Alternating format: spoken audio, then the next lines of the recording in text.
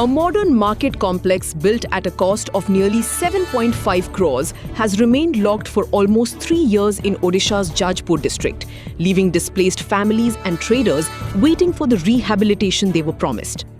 Constructed in front of the historic Biraja temple, the market complex was developed under the temple redevelopment project to beautify the area and provide modern shops to families displaced by land acquisition.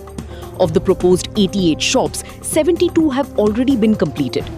But despite the infrastructure being ready, the shops are yet to be allotted. The biggest question remains, who will take charge of the allotment? The temple administration, municipality, regulated market committee, or the district administration? Temple servitors who gave up their land say they lost both their homes and livelihoods but are still waiting for the promised rehabilitation. Meanwhile, locals allege that the unused buildings are already showing signs of deterioration. The district administration says some land acquisition issues are still pending and that the remaining work is being completed in phases.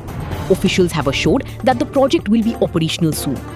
Until then, the gates of the Rs 7.5 crore market complex remain locked, along with the hopes of dozens of families waiting for a new beginning.